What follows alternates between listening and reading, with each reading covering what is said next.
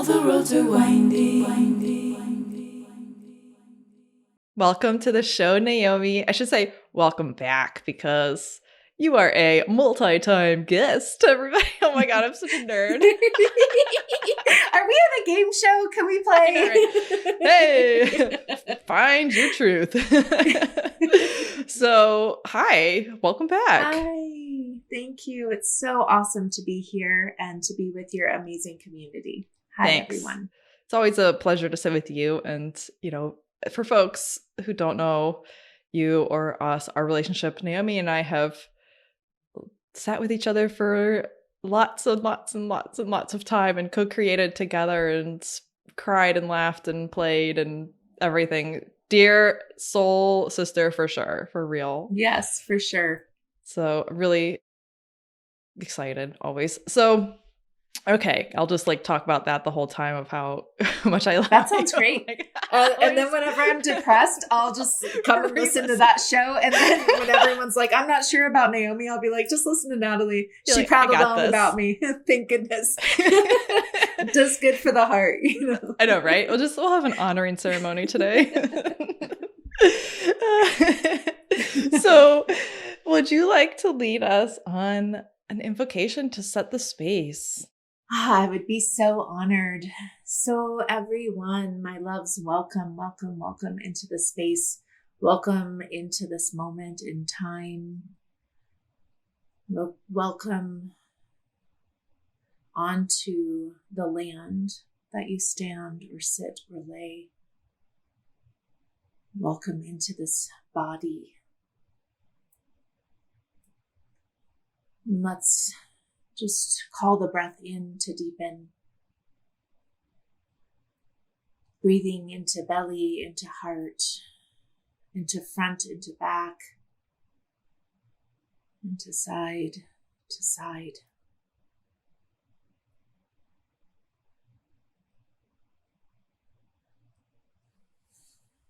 In our earth-centered lineages, we love to make sound. We get noisy. So if there's any sensation that you're experiencing as you come into presence with your inner landscape, your inner world, that you just want to soften around. Let out a big sigh on your exhale, a big sound. Allow that vibration to move out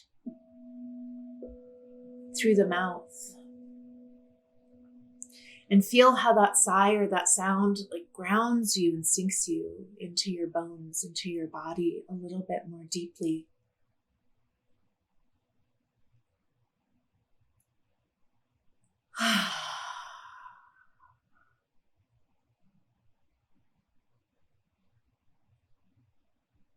Just dropping the shoulders from your ears, the tongue from the roof of your mouth, softening the skin on your face.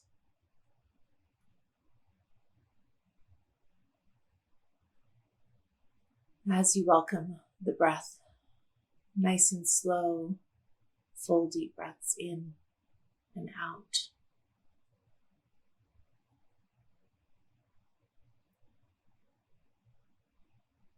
Seeing if you can find that steadiness inside of yourself, within the flow of your breath.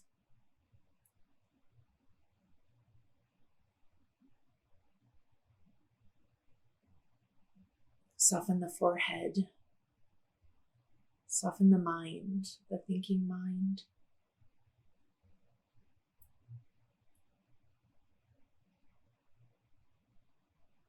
And let's send the roots of your beautiful tree down into Earth Mother.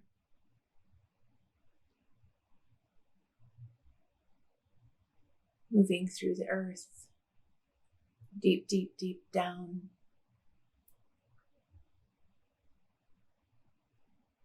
And as you're sending your roots down, just imagine this feeling of belonging, this feeling of home. As a tree feels as its roots go deep into the earth to receive the nourishment, the welcoming of Mother Earth.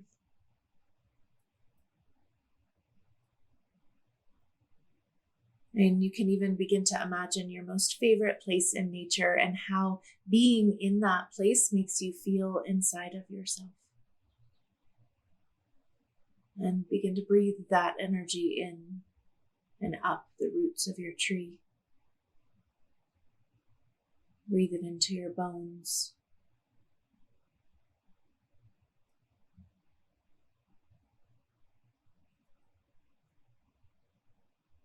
Breathe it into the spaces within.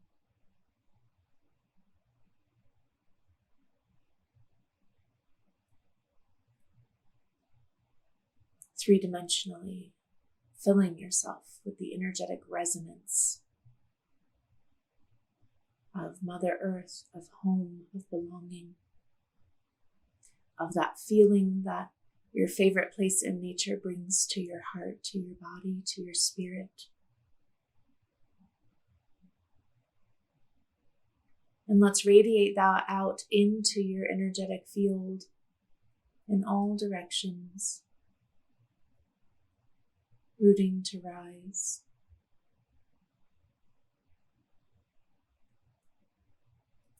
And let this happen and bring your attention to the crown of your head, and let's send your grounding cord up into the cosmos, to the great cosmic womb, the primordial mother, the great unknown, the great mystery, the great living web of creation.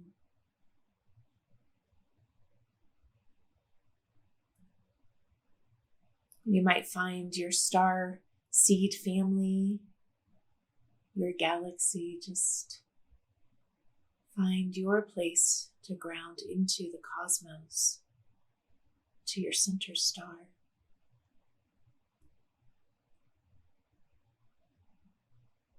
And as we tap up into this energy, this brings within it the remembrance that you are an integral part of this living web of creation.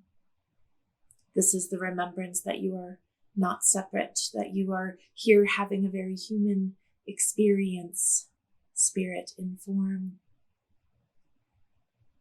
that you are something beyond what has happened to you, what you've experienced in your life. You're something beyond the culmination of all of that. You are a part of this loving universe, an integral piece within this fabric of creation. And breathe that remembrance in. And allow the heaven and earth energy to just dance within your energetic realm. You might feel this begin to kiss your skin and begin to illuminate you from the inside out and the outside in.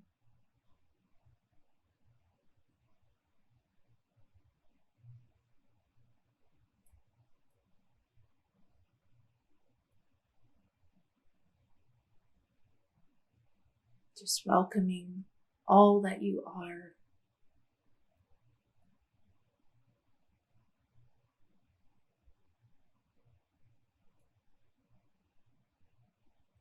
Deep breath into the heart,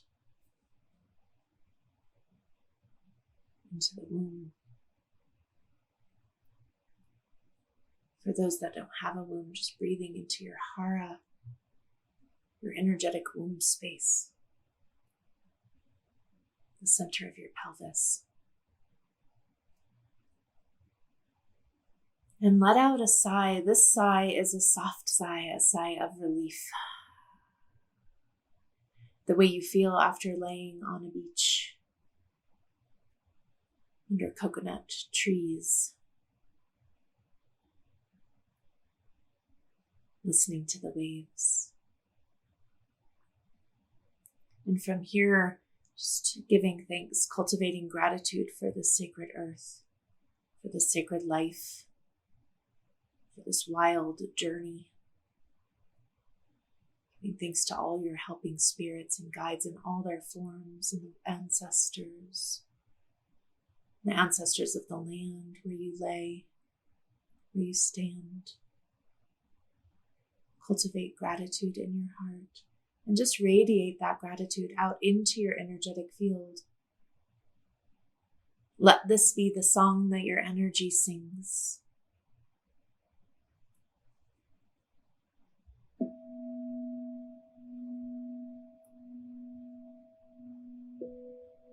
Let's take 2 more breaths here.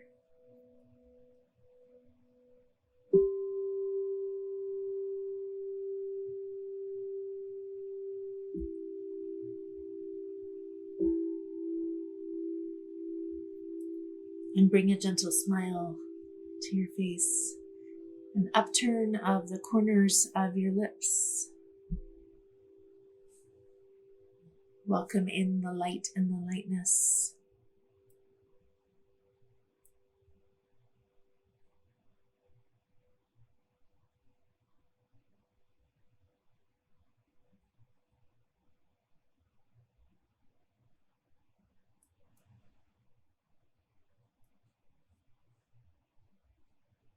And as you may transition back into this extraordinary physical reality, be gentle as your eyes begin to flutter open. Feel the space. See the light behind closed lids as you come back in. See if you can stay connected to this inner landscape as you explore the outer.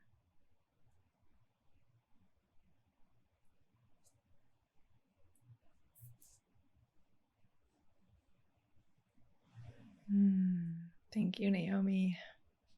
Thank you, loves. That was luscious. I feel so much better. Thank you. I do too. It was really nice. Thank you. I think for our secret episode, we should just cut that out and people can download that and listen to it anytime they need. How do you feel about that? Awesome. 100%. All right. So it is. Wow. So it's been a while since you've been on the show, and we've asked you this before, but I'd love to hear what are your ancestral lineages? I know more now since the last time. That's awesome. So I went on a deep dive. I mean, the computer and their analysis may not be 100%, but as far back as I can get to, which is in the 1600s, I traced my mother's lineage, my matriarchal lineage, from Louisiana all the way to France. And there was one ancestor that came from Haiti that is in that lineage. And then on my father's side, it's mostly French and German. And then I know there's Irish blood in there because their names are Moore and Boggs.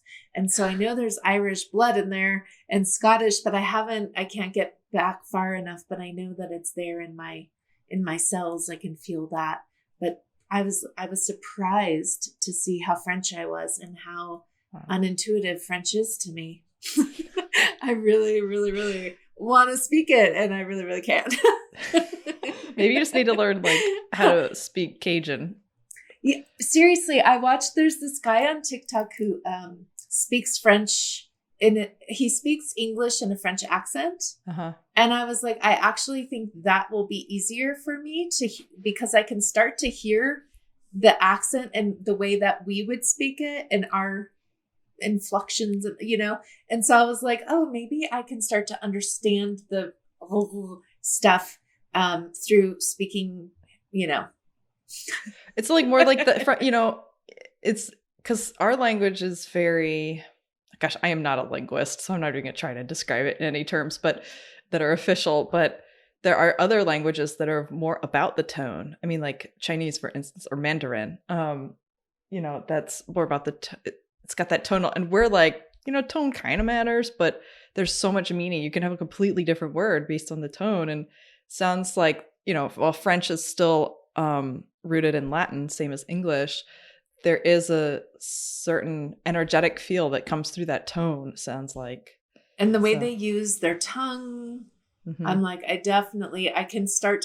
when I watched him the other day, I think he has a movie on Netflix all about his accent, actually. Cool. Like a comedy kind of thing. Who is this person? I was like, I have to find his name. I haven't organized how to see who people are on TikTok yet. I just can see the videos. I'm like, well, I'm not a millennial. Or a Zoomer. Or a Zoomer. I'm like, I think am I X? I don't know. So I think you're Gen X. Yeah. Gen X. So I think I could hear him in the way he's like, bonjour. But the way he would say like, thank you in English, I'm like, ooh, I could maybe start to play with that like mouth tongue thing because I understand the word more and what it, So wow. I'm French and Cajun French though, as well. Mm-hmm. That's so wild. I've been studying, I'm like basically Celtic and Nordic. So Scottish, Irish, and then like mix of Scandinavia with a little French and German. And I've been studying that. And, I think a big part of it is learning. I mean, again, French is also a Latin language, just like English, but even still, like learning the actual language of your ancestors. Like for me, it would be learning some form of Gaelic. There's multiple forms of Gaelic, but learning one of them and being able to, like, there's so much meaning just in the way the language is structured that you can't understand when it's translated into English. So, like, learning the language is actually a, a potentially very large step in that ancestral reclamation.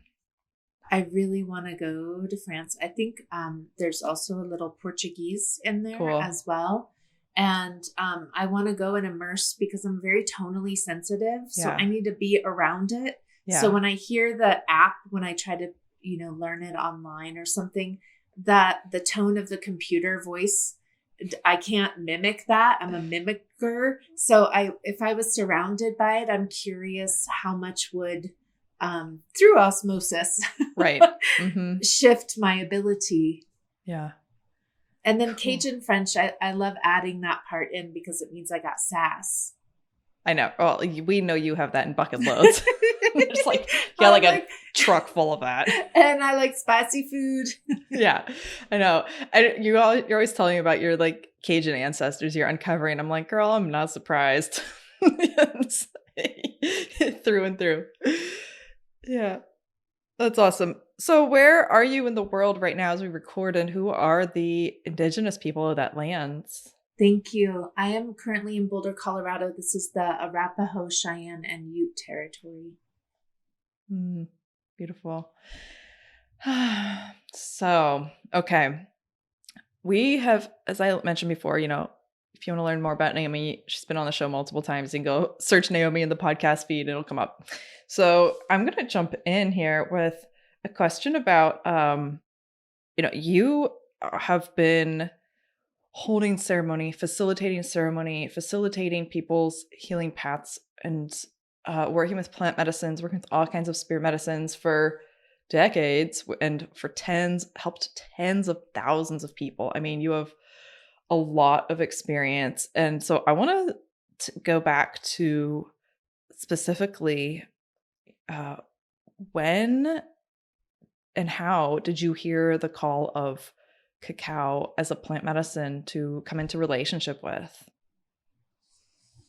Thank you. When I was in herb school in the 90s, I was apprenticing with an herbal shamanic practitioner, and she was very close with Rosita Arvigo and the Maya lineages in Belize, Mexico, and Guatemala. And so through my apprenticeship with her, it inspired me. I was studying shamanic body work and like hands-on plant spirit medicine. And then I was in herbal medicine school as well. And so the plants were very important to me. And as a child, the plants were always what kind of kept me going. And when I went down to Belize, I was called to go. And it was the first time in many years that I felt like I could I was excited to leave the country. I was going down to, it's kind of like Creole land down there. We've got some of the similar foods that are of my ancestors. And I was really excited to go down and explore. And got to be a part of these cacao ceremonies that were called primicias. And they were just so amazing. They would make like this cacao gruel, and we would do these ceremonies to the goddess Ishel, who I've written about on our like landing page or whatever. Y'all can check her out. She comes in 3 forms: maiden, mother, and crone. And so I was learning the hands-on womb work and the spiritual healing from the Maya lineage. And then part of that healing journey was to do these ceremonies where you sit and you bow in reverence to, something greater than you, basically. And you ask for healing. And it was so amazing. And then over the years, I continued to apprentice with the shamanic healer, and I continued to work with Rosita, and Miss Beatrice Waite was the other woman in Belize who I worked with. And we became very close. And she would hold the Mayan ceremonies. She would do the primicias and the other ceremonies with the cacao.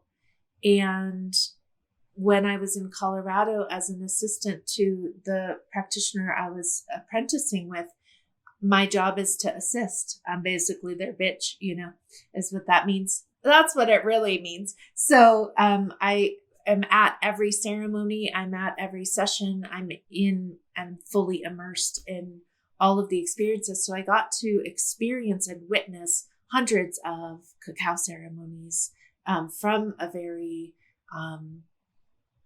culturally appreciated way of being in them and having the facilitators holding them. And then I was in Thailand and Bali, and I was studying Tao Tantra, and they would do cacao ceremonies there. And my beautiful sister Daisy Kay is in Australia. She was doing cacao ceremonies, and so we co-facilitated. And I started to feel I wrote about this to share with y'all, but there was a moment, I'll just say, where I didn't feel comfortable holding the Maya lineage as my lineage. Like I didn't feel comfortable holding a ceremony that wasn't of my background. Like it felt, that's not how I wanted to work with cacao, and that's not how cacao wanted to work with me. So when I was in Thailand and Bali, Daisy and I collaborated because she's been holding cacao ceremonies for a really long time. And we had the most beautiful co-created ceremonies there.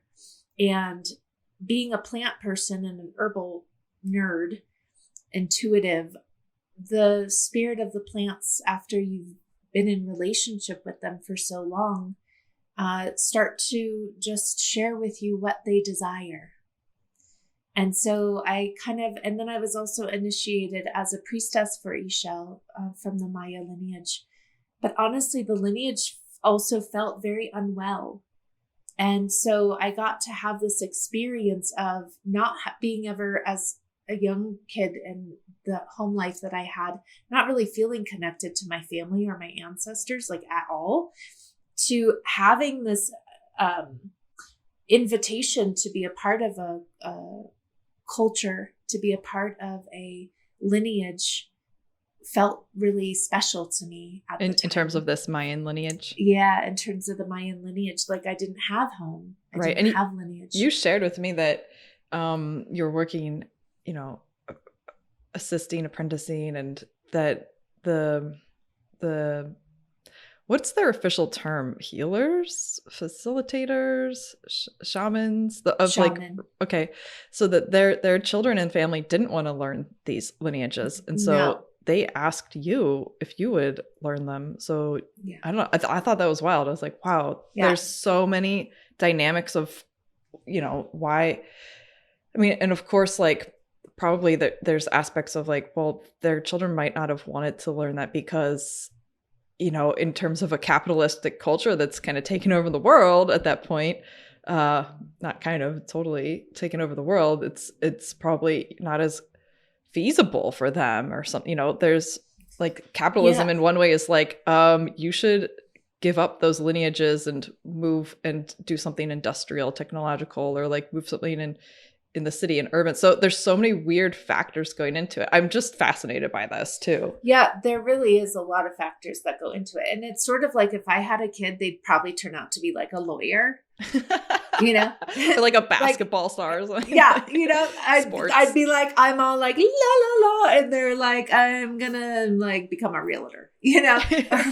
And so there was a lot of that too. Like, I'm not interested in that. And then Donna Lijo Ponte was one of Rosita's teachers. And, so a root of the lineage that I was in. And one thing that he would say is he said, you know, when you, as the healer, like when you're the healer in the daytime, they like scream at you and they call you a witch and they call you all these bad names. And then like in the nighttime, village, the people. Yeah, the village. And then at nighttime, people like come knocking on your door begging for healing. So they're speaking to like, this isn't a like beautiful, fluffy, lovely path that we sort of sell it in the West and on Instagram and all that stuff. It's like very like healing and look at these crystals and my bowls and it's so pretty. It's fucking messy, you know, and it's hard and there's vomit and there's people shitting, you know, I mean, it's like a mess. And he was like the village shaman, the village healer, and Miss Beatrice was as well. And she had quite a lot of children. I think there was like 9. I'd have to look it up, but I think there was quite a few. And they weren't really interested in learning it. Wow. That's so wild. That's part of kind of how our children, you know, rebel against the thing that we do sometimes as well, you know. Right. There is it's that. not, yeah. Who's to say what, you know, if it has to be their path or not. But that's wild. Like that you didn't have family and they had children, but the children didn't want to continue that lineage at that time. And so it's like found this fit. It's interesting. Yeah. Okay. Carry on. Interesting.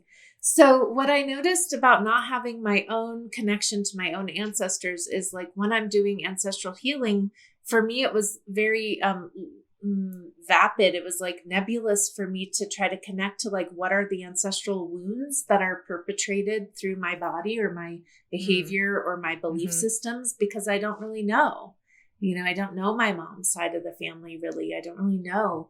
And so when I was in the Mayan lineage, I could see the wounds that were like, I became a part of that realm and I could see the woundings and I could see what was being perpetrated. And oftentimes from Western, I can't think of the word for it, from us going there and stealing their culture. Yeah. Colonization. Yeah. Appropriation. I'm like, what's everything. The word? It starts with a C. So colonization.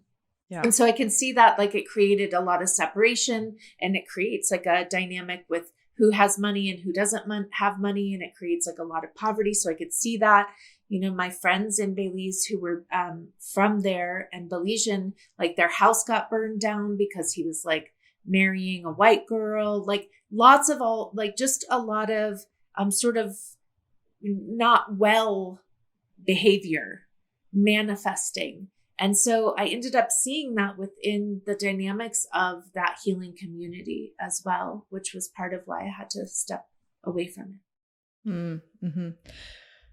Oh, so I feel like this is a whole avenue we could go down of like, I don't want to go down it right now, but we could of like another time.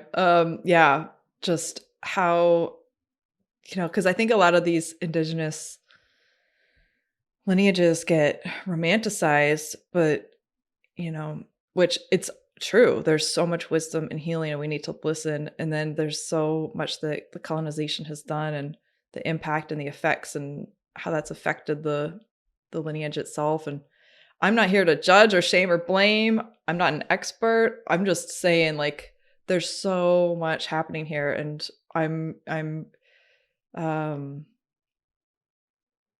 know, I guess I'm interested in learning more as well. Yeah, that's also like the result of why her children also didn't want to learn it is because of the colonization. And they very much also worked within Catholicism, even though they were traditional Mayan, you know, so the effects of, the way that we have I mean, behaved. centuries of this.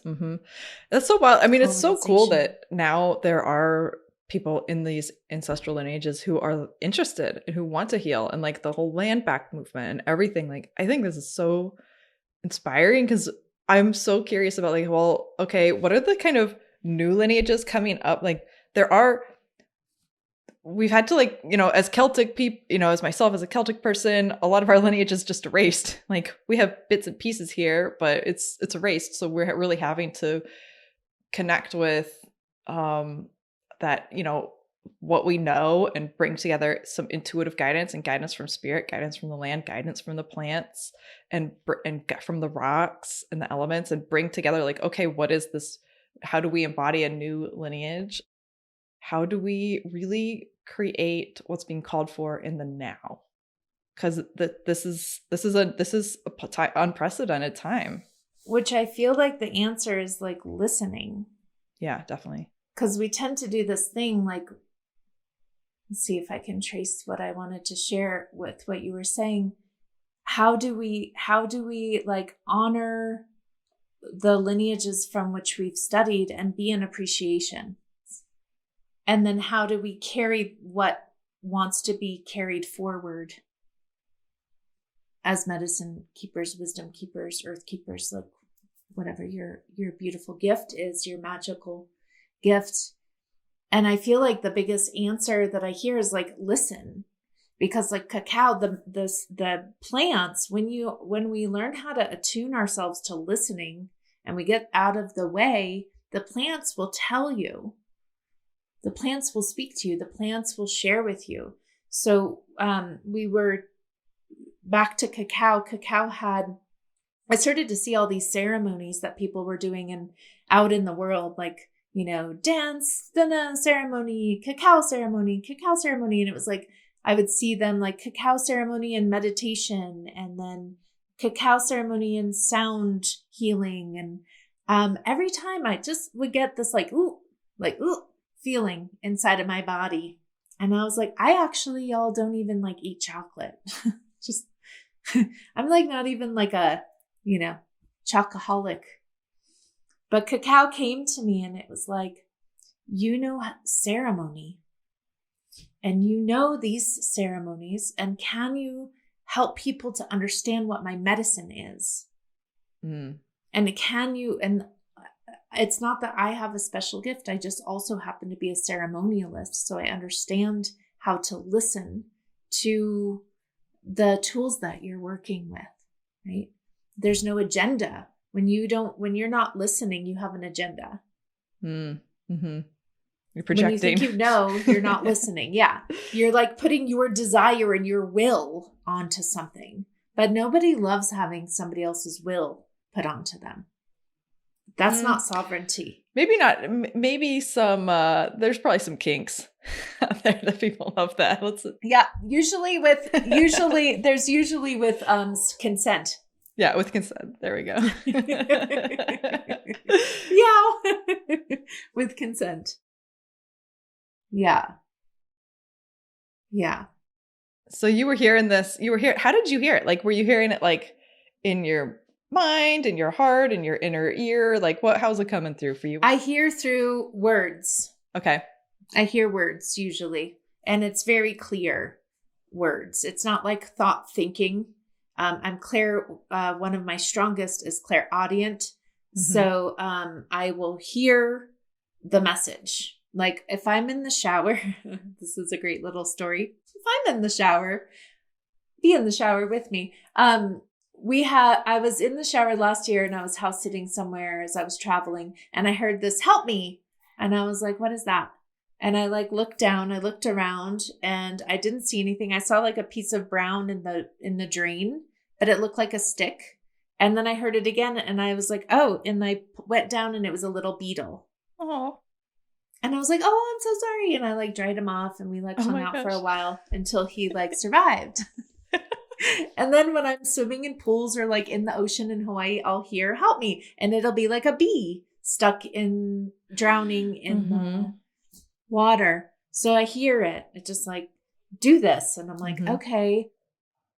So I've been noticing that I don't typically share this kind of stuff on, like, I don't share cacao ceremonies like to just anyone. I won't share the teacher training to just anybody. I didn't even want to do a teacher training for it because I'm like, everybody's doing a teacher training. It's like the new, the new turmeric or whatever. It's like cacao's the new superfood. Yeah, everybody should do ceremonies, and it's the new hip cool thing. It's the new ayahuasca, sort of.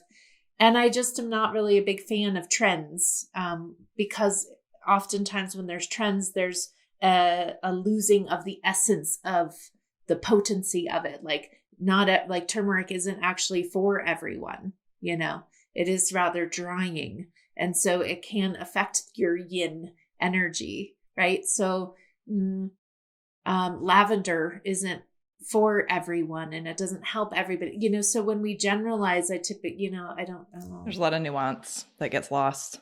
Mm-hmm. Yeah. So then when cacao came, I just heard, you need to do the cacao ceremony, but from just teaching people how to listen to my medicine. And the reason I say that is cacao is very activating. So I like to look at like energetic signatures. What is an energetic signature of something? So cacao's energetic signature is it's activating. It gets if you drink enough cacao, it gets your heart rate. Woo! You get palpitations. Like it's your heart kind of skips a beat. Mm-hmm. And so if that is the energy and it's working with the heart, and in Taoism, we look at the heart as represented by the element of fire. If we look at that, then drinking a bunch of cacao and laying down would be two opposite energetic signatures. So and like being still, laying down and being still. Being still, or like being in a sort of still meditation. So cacao's energies, its energetic signatures to move. Mm-hmm. It's to move you into your heart, which means that you need to move your body. Which means that you need to dance your prayer. And then after you dance your prayer, and you like move through that heart palpation that comes, or is it palpitation? Whichever. Palpitation, I think. Palpitation. I just like palpation better, even though it just means you're. You know what? Well, I'll just use that. I accept your made up word. I like making up words, y'all. So palpitations. And so if there's that energy and you're getting, let's say you're having anxiety, what is anxiety calling to you to do? Is going in, laying in bed and curling in going to work? Or are you still going to feel your heart beating really fast and not able to breathe? Or what if you went and ran up a hill? What if you matched the energy of what it's trying to cultivate inside of you? What if that anxiety is just trying to get you to move? So when we're listening and we're tuned into the nature of something, like cacao, we can understand what its medicine is and use it accordingly. Mm-hmm. So you heard cacao speaking to you, and what did it say again? It said, can you please, had a really funny sound of voice as well, but like, can you please show people how to listen to what my medicine is? And I was like how? And they're like, through a teacher training. And I'm like, I don't want to be one of those people, You're like, do I have to? Do I have to? I'm like, I have so many things to do. And they're like, please do it. And I was actually scheduled. There was quite a few people sort of on the like wait list for it.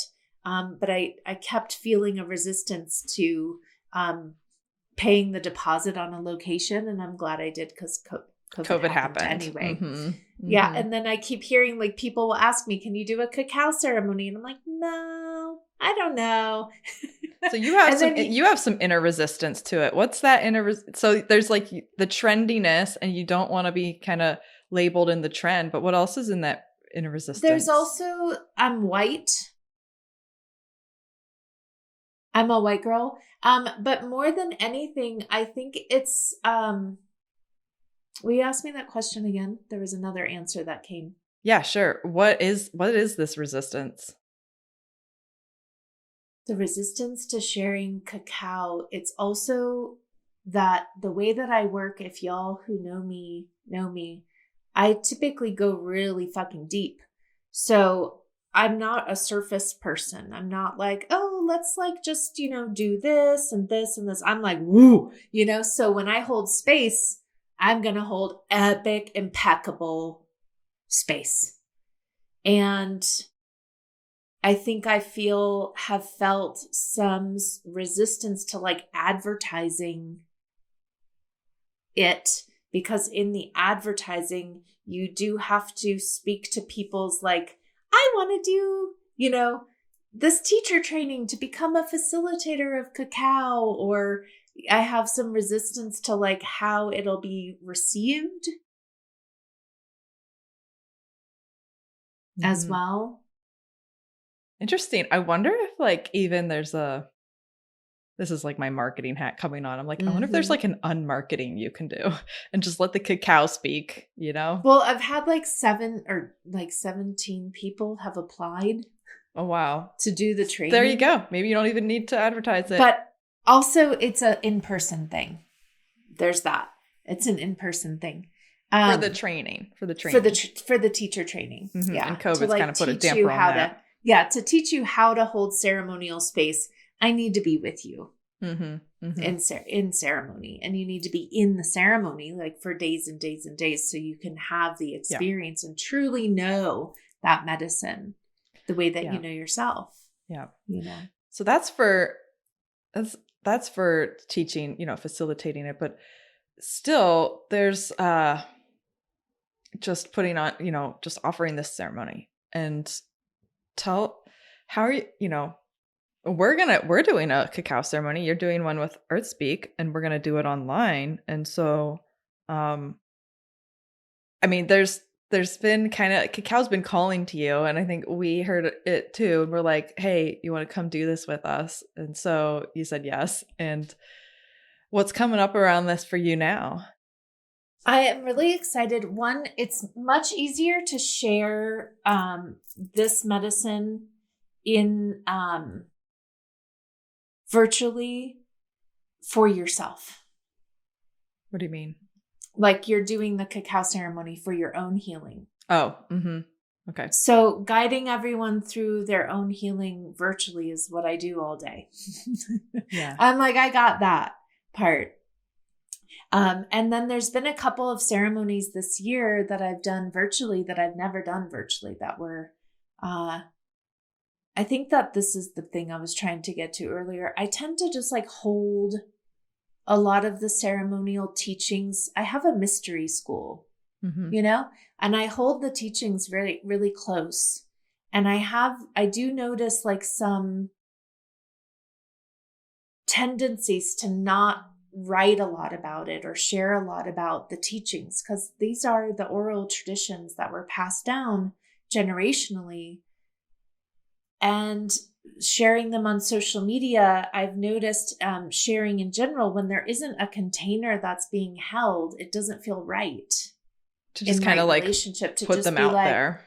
Yeah, to just share them. And I see people doing that and I'm like, wow, I wish I could do that. It just doesn't work for me. But I've also seen the consequences of space not being held well, or those kinds of teachings being shared without the right container, and how it might land for somebody. So for me, back to the cacao question, the ceremony I'm really excited about, we did this, what I call the wall ceremony. It's super romantic sounding, but you have this like relationship resolution wall ceremony.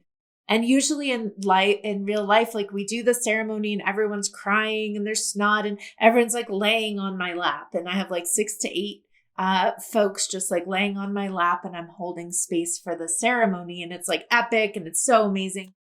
And I was like, how am I going to do that online? And I did it. And one of my students who have received it in person were like, oh my God, how did you do that online and make it feel like I was still laying on your lap crying? That's amazing. So that's the beautiful thing about the spirit of cacao comes in as well. And with being a master of ceremony, we can work well together because I can match its need for space to be held. And then it can do the work through each of the individuals that join. So it gets to move everyone, and it's like sitting in everyone's home as they order their cacao. And yeah, so, and then their helping spirits are going to support that as well. So that feels in right relationship. And Earth Speak also to me is the container. Mm-hmm. And your community is the container, where like, just like a one-off class, it just does. I'm like, I need the container fully held. Right. We cultivate a very specific space. Yes, exactly. And container. Yeah. And there's a lot of integrity, which is really important to me. Thanks. Yeah.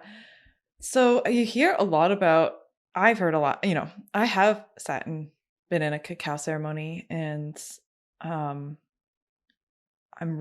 ordered the cacao for this ceremony already, and I've had, sat with it, and it's amazing. I'm like, wow, this is so different from like just like the little powder you get, this isn't powder. This is a whole different form of cacao. And it's so, for me, and I hear this, this is what I read and hear, and everything what I hear about cacao is like heart opening. And it really truly is for me. I feel like it's almost like the agitation, the energizing. It's almost like loosening up, shaking up, and opening, like creating that just enough I don't know. It's like agitation is the best word I can think of, but that's not very pleasant sounding. But it's like agitation for the like cracks in the heart of like what's holding, of like an encasing around your heart to crack open, and for it to radiate out. Like it's like liberating. So I mean, that's for my experience. It's like this beautiful ally support. What has it, you've been through hundreds of cacao ceremonies, and you've witnessed so many, and you've been through them yourself. What has been your experience with the way the spirit and the medicine work through you? Yeah, I feel very similar to your experience. I was tearing up for some reason as you were sharing that. It's so beautiful. Cacao, now what I notice, being the person that I am now as a grown up, 43, is it different than when I was in my 20s having the experience with cacao. Now what I notice is like really how challenging it is for us as a humanity to stay inside of our hearts. And often those of us who are very heart-centered, we're crying all the time, right? Like we cry at the sight of a dead animal on the side of the road, or someone in pain, or something suffering. There's like tears that are shed easily because your heart is like it's so tender feeling. And so I feel like right now in this world and the state that we're in, we need to have open hearts, because what we typically do is we close in and we close in and we close in. We create that shield, the armoring, and we create ice in the heart. I mean, you can watch it, and if you ever observe people, I'm an observer of the people, and you'll see like how somebody treats somebody, My friend just said that he was like really upset the other day, and somebody was speeding in his neighborhood, and he threw a dog of bag shit at the guy's car. Oh my gosh. And he was like, "What's wrong with me?" And I was like, "That's a symptom of being under-resourced. You're not getting what you need."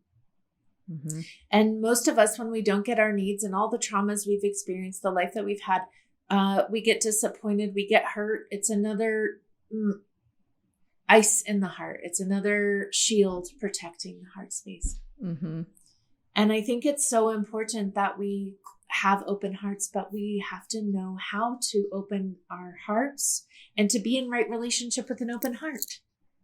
Because you don't want to just walk around with your heart wide open, right? because that wouldn't be like being in right relationship with the energy. So like, what is the energy of your true heart? So in Ayurveda, they have your prakriti and your vikruti. Your prakriti is like your constitution that you were like born with. And then your vikruti is like the constitution that you like created based on your circumstances and your coping. Right? So like right now we've got a heart that's got like the vikruti. It's like, it's holding all the experiences, the density, the heaviness of our life, whether you know it or not. All of every single person that's been on my table, which is like a lot of them, who will be like, no, everything's fine. And then the heart is like, you know, I'm like, everything's fine. It's a great thing to say. How are you? I'm fine. I'm fine. Fine. So we have these like closed hearts, and then we also can't have them open all the time. You can't be crying every day all the time. We don't want to like, it's a lot to feel everything all the time. So that wouldn't be right relationship either. But we have to find a place where you're not, because when your heart is blocked, when your heart is shielded, you're also shielding from receiving love. Mm-hmm. So if you're standing there and you're like, love me, and I'm like, okay. And then you're like, fuck you. And I'm like, no, but I'm standing here loving you. And you're like, no, I'm not feeling, and I don't see it but I'm here like trying to give you love, but you're not like letting it in. So that ice in the center of the heart, the flame isn't there tending to the armoring. And the thing is that this is a dualistic plane of existence. That's just like it's part of this place. And so we have to hold the both, but we need some skills to be able to work through the feeling that we have of the armoring around our heart. And cacao can be one of those medicines. Tobacco is a medicine for the heart when used in right relationship.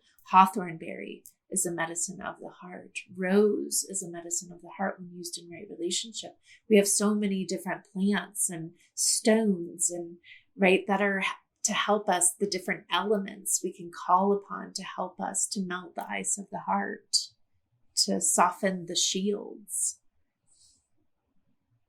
And so cacao is one of those. And it's a powerful one. And when I lead ceremony, we usually do a little bit like, I'm not a chocolate drinker, right? Like I don't like sip on hot chocolate on a normal basis. So like if I were to sip cacao, I would do it like pu'er. Like I would have one little cup because pu'er is like dehydrating and it makes me like super thirsty and feel a little wobbly and activated depending on the kind. So with cacao, in the same way, you want to prepare it in the same way, in a similar way that like you do a tea ceremony, a traditional tea ceremony of like Taiwan or Japan or China. And then you want to drink more than you think you should. Because you want to get that heart palpitation. You want to get that heart palpitation because then you know if you have ice in the heart. I'm using that as our metaphor. It's easier than I love it. The other words. If we have ice in the heart, we need something to come in and basically take its hands onto your heart and massage it and be like, wake up, baby, wake up, and tend to the heart 3-dimensionally. It's not just the front side of your heart. It's the whole thing, the front, back, side, the top, the bottom. And so the cacao medicine is going in and doing that. And then we want to let it activate us. And then we want to do the things that we need to do to help support the honoring of its energetic signature, because its medicine is to activate the heart. So then what do you do to activate your heart? To activate your body? You move. What activates your heart better than anything? Exercise. Right? So you move your body, you move your legs and your arms and your spine, and you get inside and you let that energy. Imagine what if you had anxiety and instead of, oh no, I have anxiety. What if you let the anxiety like move you and you like ran up that hill, dance it out, or you ran up that hill and you got the heart beating and that circulation going? What would change from that experience is just the question. Instead of constricting more, trying to shut down. Yeah. Mm-hmm. Yeah. Mm. So I'm hearing, drink a bunch of cacao and then do some jazzercise. Yeah, do some jazzercise, some jumping jacks, up and some cartwheels. But really though, so you have people dance. You have people dance it out. Have people dance your prayers, dance your sound, and dance your prayers. I say that, and then I think of all those funny places where you go and people dancing their prayers, and I'm like, I would never go to it because I'm like too shy or whatever. Totally that. That's where you go. But you can do it by yourself. And just like dance it out, shake it out, chi shake, make sound, release. You're asking the cacao to come in and help you to melt the ice in the heart. That means, what are all those experiences that you've had in your life and lifetimes that are held in your heart still, that are affecting your ability to give love unconditionally and receive it? So that means we need to like open up Shakti, open up life force energy to allow that to move out, to set ourselves free from it. And then you fall on the ground and do your sound healing. Cool. Then you go in, and now it's for attunement. Now you go into, now I'm ready to tune in and get tuned up. I have a question. So I want to hear your thoughts on, having that open heart, but not having to feel everything. Tell us about that.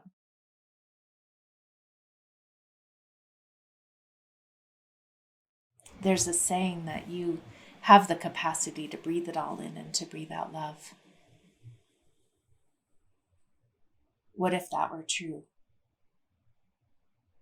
And the thing about that, the answer to that question is, you have to know yourself. You have to know your superpower. You have to know what kind of empath you are. You have to know how you work. That's part of, I think, the whole point of being here sometimes. It's like we're apprenticing with ourselves to get to know ourselves. Because the older I get, I'm like, I'm learning so much about myself, and I'm 43. Like, this is so confusing. Like, how? Really? You're just, okay. But it's fascinating when you sort of just let go and get to know yourself and let yourself teach you who you really are. So you need to kind of know how you work, because if you work in a certain kind of empath, as a physical or emotional empath or energetic empath, and you go out and you're like totally, blown open, and you go to the grocery store and you're not in your superpower for that amazing gift that you have, isn't honed well, which I feel like you teach a lot of. I teach a lot of energetic hygiene and how to just know your own energy. Exactly. So you can be aware of where it's at and then have tools to bring yourself back. Exactly. Or open up, Or in like, if you're not, it's sort of like, if you don't have good boundaries, and boundaries isn't the best word because we have a negative, like it sounds so negative. It sounds like putting up castle walls and stuff, but it's not. Boundaries really about keeping yourself in awareness.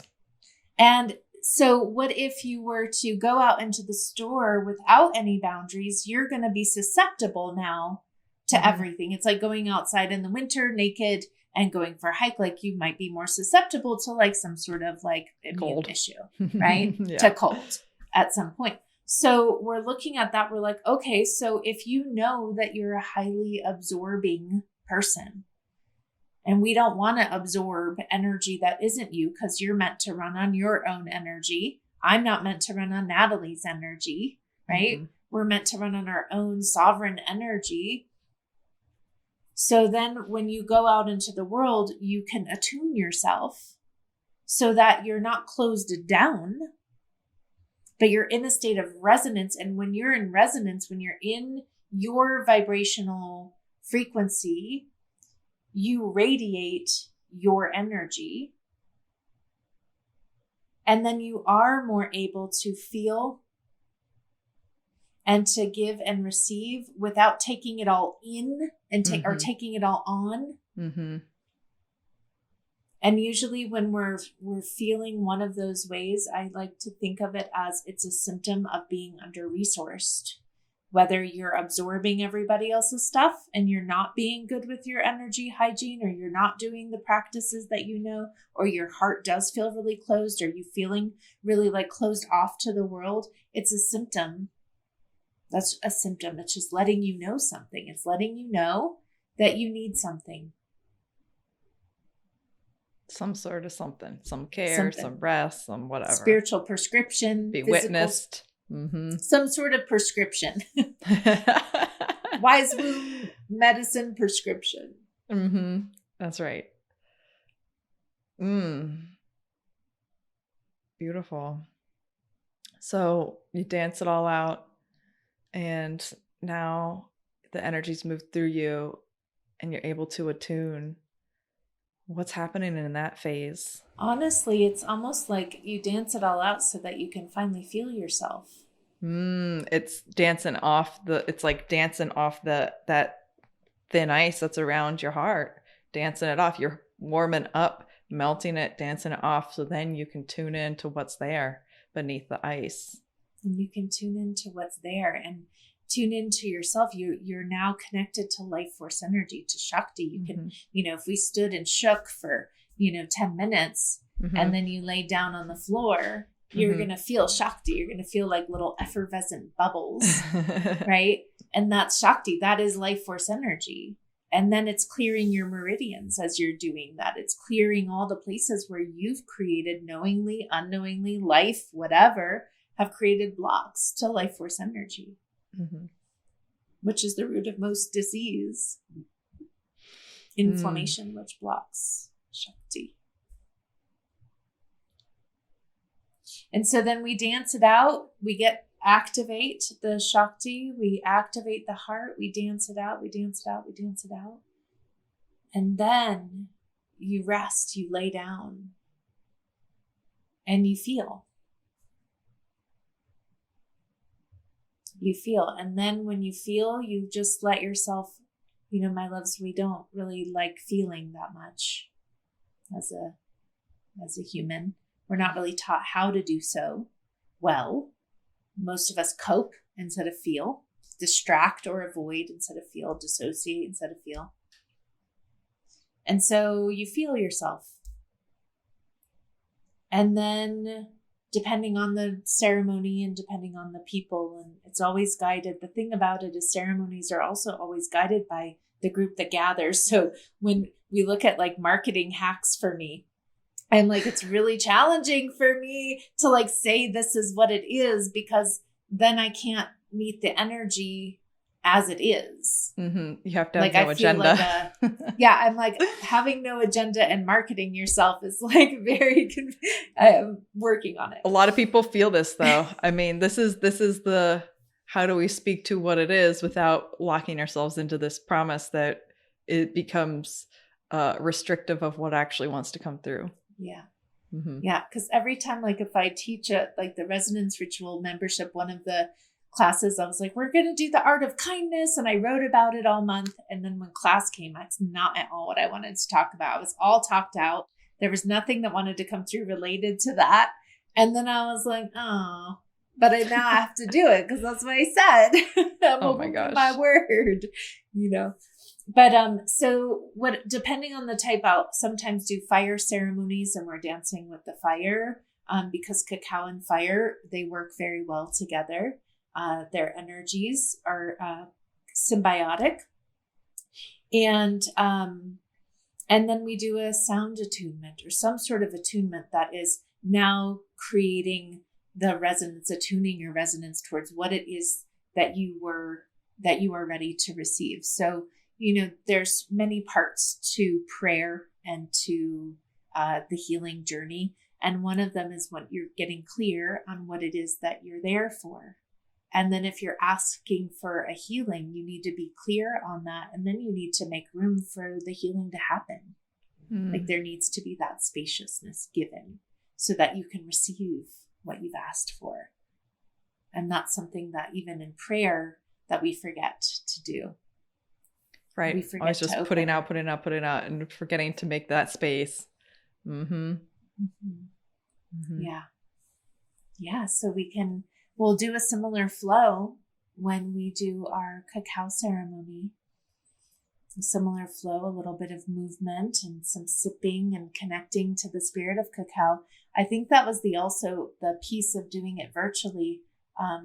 We have figured it out, but usually I have this 3-week thing that I do with cacao and with herbs, and I mix it in a certain way. And I have these prayers that I do, and there's one specific kind of incense that I burn, and there's like this whole thing that I do to go into that ceremony of holding it. And so I'm glad we found a beautiful company to share a rose cacao as well, so that we can still work with the spirit of rose medicine with the cacao. So that was one of the other reasons why I was like, I don't know how to do it. Right. Because there's a lot of just physical, tangible things. Yeah. Yeah. And this company is beautiful. So everyone in our cacao ceremony here will be working with the same cacao from this, I think it's Firefly.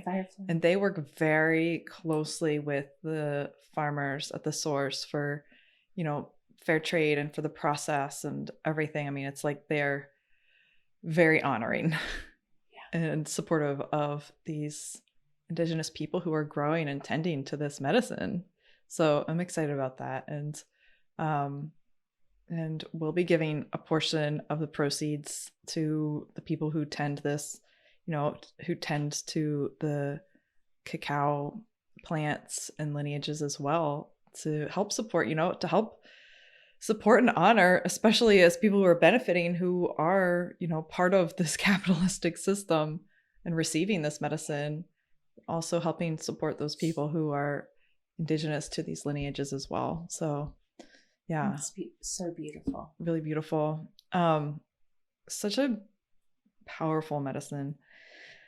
I feel like we've almost been through a mini. I'm like, wow. I feel like I've been through a little mini energetic.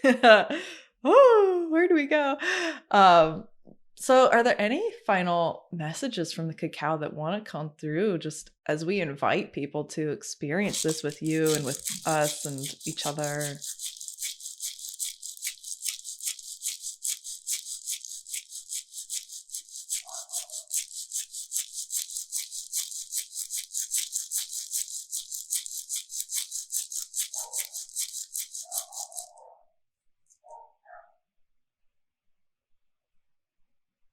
It's really important right now that we step into the fullness of our hearts and really soften around and surrender the sort of baggage, the ice that is held in the heart. We're going to need to have heart warriorship for the times that are here as we move through.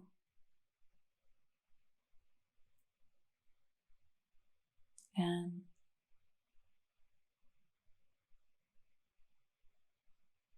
I just see a welcoming of everyone in circle. The cacao is excited. It's like what I hear is like the cacao is excited. I'm excited. I'll just speak as it. I am excited to have people take me in and understand like my use. I feel like this. It's like if you're using something like your iPhone or your computer, how you're like, I could probably, if I knew how to use this computer, like do some badass shit on here. Or if I like knew how to like use any of these apps or whatever, I would like really this technology. I'd really like it. It's in the same way with like the plant. It's like, hey, it sucks to also not be used and utilized for the fullness of the gift that you are there to share. And I think we all could on some level relate to that in our own lives, whether it's sitting with our families or friends when you're not being seen and you're not being felt or received and like you're being misused. There's this like deep desire to really understand the right relationship of that and to sit in the honoring of what this medicine truly is and the gift that it has to share with you. Beautiful. Thank you. Thanks, Spirit of Cacao, who's been here with us. And yeah. So you offer so much. You have a whole mystery school, which takes people from, they can enroll and get the intro, which is how to really get to know what their own resonance is and how to attune to that, which we kind of touched on a little bit. And they can go all the way up through becoming certified in the Wise Womb way, which is a whole thing that people, I'm just going to say, like, y'all just go follow Naomi, get on her mailing list, and you'll get indoctrinated into what it is. So tell us, what you offer and where people can find you. Thank you so much. Thank you, Natalie. Thank you to your beautiful community. And so you can find us on Instagram at Wise Womb Oracle. And we have a really new fun thing on Wednesdays. We have Wise Womb Oracle Wednesdays. So you can hop onto our stories and ask the Oracle anything. So it's one of the channels that comes through. It's super fun. And I love channeling the replies. It is brings me great joy. So I'll give you the replies on Thursday. And really, you can ask me or the Oracle like anything to do with like anything at all about living or not living, like whatever you want to ask. It's super fun. I know a lot about a random stuff, which helps open up the channel to be able to reply to all types of things. So Wise Womb Oracle on Instagram, and then you can find us at Wise Womb Medicine Path. And this is our living Resonance and the Womb Mystery School. And as Natalie shared, we have our resonance ritual, which is our core sort of amazing, life-changing offering. And we have our Womb Temple apprenticeship and our certification program. And those are the three main ones. And then there's like little ones as well. And I'm just come hang out with us. We're like Earth Speak and Wise Womb are like the yin and the yang of each other. They're all hanging out in the same space. Yeah. They're all hanging out. Amazing. And of course, those are all listed in the show notes. And if you, dear listener, are feeling the call of cacao, come join us for this Cacao Ceremony. It'll be live on March 20th, 2021. It'll be recorded if you missed this, so you can do it on your own and receive that across time and space. And or if you can sign up for just that or join the collective. And yes, join the collective, you guys. Have you heard about this amazing collective that Earth Speak has, where every week they do these freaking amazing epic rituals and they have like ongoing workshops? I mean, what an incredible community to be a part of. Thanks, Naomi. Come join us. So thank you, Naomi. Thank you, Cacao. Thank you, everybody. This was really lovely to get to hang out again and talk and share. So beautiful. Awesome. Thank you, Cacao. Thank you to all of my teachers. Thank you to all of you. I hope to see you at our ceremony. It's the day before spring, so come on, babies. Get that heart thought out. Yeah, let's get some kapha moving. Bring some fire into that kapha. So perfect. Well, thank you, and we'll talk again soon. All the roads are windy. Listen to over 200 free Earth Speak podcast episodes on your favorite podcast app, and visit earthspeak.love to learn about our collective community and workshops.